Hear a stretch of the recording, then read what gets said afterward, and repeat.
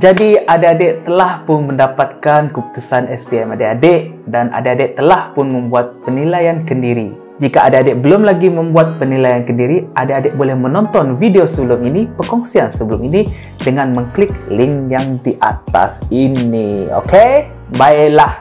Sekarang adik-adik telah muhasabah dan adik-adik sudah tahu di mana tempat permulaan adik-adik. Jadi sekarang pasti adik-adik nak tahu, sekarang kita nak ke mana? Apa haluan-haluan yang kita boleh pilih selepas ini? Typically, ada 3 perkara yang orang lepasan SPM lakukan. Iaitu, pertama, sambung belajar. Kedua, bekerja. Dan ketiga, berkahwin. Berkahwin? Alah, masih muda. Takkanlah nak terus nak berkahwin. Kalau berkahwin, bukannya merupakan satu pilihan adik-adik haruslah bersyukur. Kerana kini saya nak mengetengahkan satu isu di mana terdapat di kalangan pelajar lepasan SPM tidak ada peluang lain ataupun tidak terbuka mindanya selain daripada perkahwinan. Ini disebabkan oleh pelbagai faktor seperti masalah keluarga, pemikiran masyarakat sekeliling dan sebagainya. Jadi kita harus sedar masalah ini masih lagi berlaku di kalangan rakyat Malaysia yang sepatutnya di Malaysia ini membuka lebih banyak ruang, lebih banyak peluang kepada golongan wanita. Di sini saya hendak membuka minda adik-adik yang di dalam situasi ini untuk membuka minda mereka bahawa perkahwinan bukannya the only option. Ataupun jika mereka terpaksa juga berkahwin atas sebab-sebab yang tertentu, saya ingin membuka minda mereka supaya berfikir bahawa perkahwinan itu bukan satu yang menamatkan kemajuan mereka, menamatkan progres mereka. Adik-adik walaupun sudah berkahwin, adik-adik walaupun terpaksa berkahwin, adik-adik haruslah berfikir jauh ke hadapan. Adik-adik masih lagi boleh menceburi pelbagai bidang seperti perniagaan online, penjualan makanan. Adik-adik masih lagi boleh pergi ke kursus-kursus seperti penyediaan makanan, kursus-kursus menjahit, membuat roti dan sebagainya. Kena sentiasa meningkatkan kebolehan adik-adik di samping boleh menjana pendapatan. Bukan hanya sekadar bergantung kepada perkahwinan adik-adik. Adik-adik perlu berfikir akan masa depan adik-adik kerana adik-adik tidak tahu apa-apa saja boleh berlaku dengan adik-adik. Adik-adik kena sentiasa bersedia dan lebih berdikari. Sama juga untuk adik-adik yang memilih untuk bekerja selepas SPM. Adik-adik kena berfikiran bahawa walaupun adik-adik sudah bekerja, adik-adik janganlah menyatakan yang adik-adik tak perlu belajar lagi. No, you don't stop learning.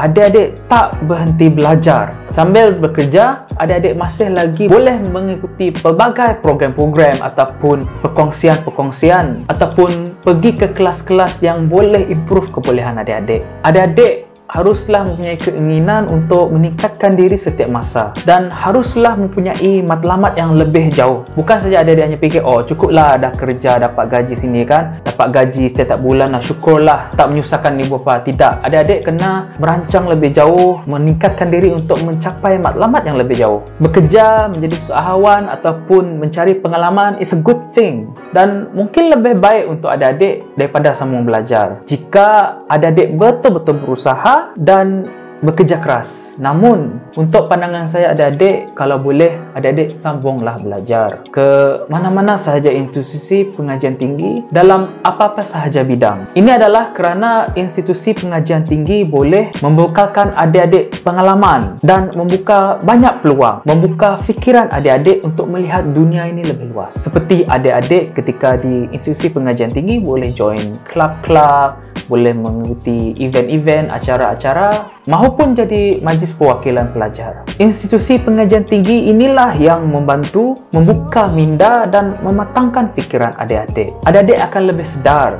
dan didedahkan pelbagai perihal kehidupan. Bak kata pepatah, jauh perjalanan, luas pemandangan. Di institusi pengajian tinggi juga inilah tempat adik-adik boleh membina networking adik-adik, meningkatkan your social capabilities and communication skills. Jadi, bercakap pasal institusi pengajian tinggi ini, sebagai permulaan, semestinya adik-adik akan bertanya, mana yang lebih baik?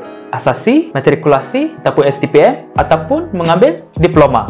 Jika adik-adik betul-betul nak belajar sampai peringkat ijazah, yang terbaiknya secara teknikal ialah definitely asasi. Kerana adik-adik sudah merasa bagaimana belajar dalam suasana di dalam universiti. Kedua, program asasi ini lebih berfokus mengikut bidang ijazah yang adik-adik kehendaki. Syarat kemasukan untuk matrikulasi dan STPM adalah lebih mudah daripada asasi. Namun masalahnya jika adik-adik masuk ke matrikulasi ataupun STPM, bidang adik belum lagi berfokus. Jadi tak tentu lagi. Lepas matrik, lepas matrikulasi, lepas STPM, adik tak tahu lagi nak universiti ke mana, bidang dekat mana lagi. Jadi masih banyak ketidakpastian jika adik masuk matrikulasi ataupun STPM. Tapi yang baiknya matrikulasi ini ia lebih cepat dan lebih mudah untuk dipohon. Baiknya STPM ni adik-adik, jika adik-adik tidak sambung ke peringkat ijazah, sijil STPM adik-adik masih lagi boleh digunakan untuk mencari kerja. Namun pada asasnya adik-adik, jika adik-adik ingin memasuki asasi,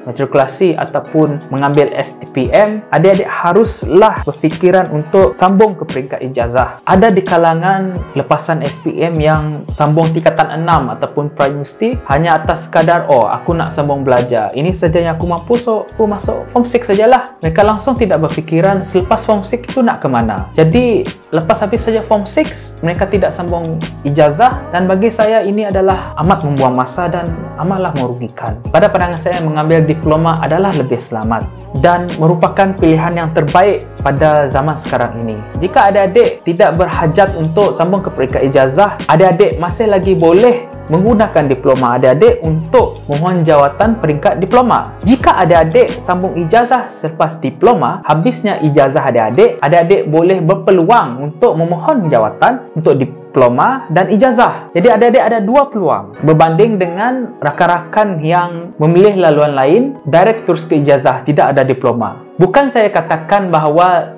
lepas ijazah ni tidak ada peluang. Bukan, tidak. Apa yang saya ingin katakan di sini ialah kita kena berusaha untuk membuka lebih banyak peluang. Tetapi adik-adik, kelulusan adik-adik bukannya satu-satunya faktor yang boleh mendapatkan adik-adik kerjaya. Dilema yang seterusnya ialah bidang apa pula yang saya nak pilih kan? Jangan cukup chill, relax. Kebanyakan lepasan SPM akan keliru. Result saya ni sesuai dengan bidang apa?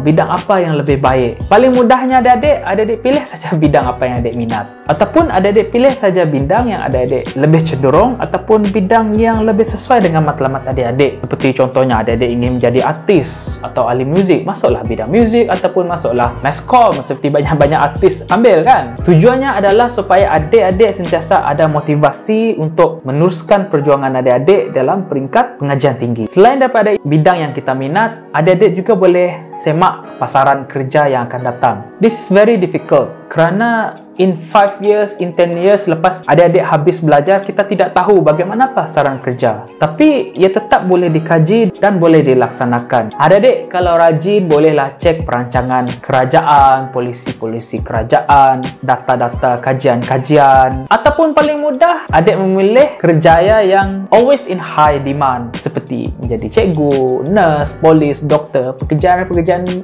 ini sentiasa ada keperluan. Ataupun masuk bidang kemahiran seperti politeknik, kerana bidang kemahiran juga merupakan bidang yang sentiasa diperlukan. Apa-apa pun pilihan adik-adik, in the end is all about opportunity, peluang dan usaha. Pada pandangan saya, mohon saja semua, try saja semua. Jangan terlampau memilih lah. Jika ada peluang di sana, adik-adik patut grab that opportunity. Kita seringkali mendengar kisah-kisah graduan-graduan di mana mereka bekerja ataupun mereka menceburi kerjaya yang jauh berbeza daripada bidang-bidang yang mereka ambil ketika universiti. Jadi adik-adik, apa yang penting setelah masuk ke pengajian tinggi, adik-adik perlulah meningkatkan kebolehan adik-adik, perlulah meningkatkan kemahiran adik-adik, kerana realitinya adik-adik zaman sekarang ini mencari kerja itu amatlah susah dan amatlah mencabar. Adik-adik haruslah mempunyai daya saing yang kuat dan dengan memiliki kebolehan-kebolehan yang lebih daripada orang lain dan memiliki kemahiran-kemahiran yang amat kritikal pada zaman sekarang ini seperti ICT,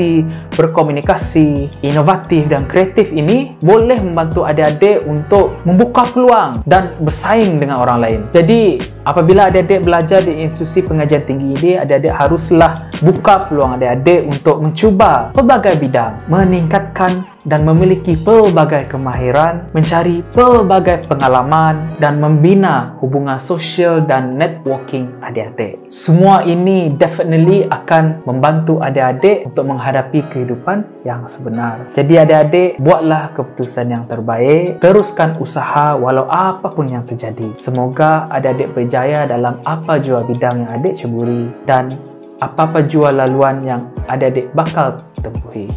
So all the best and good luck.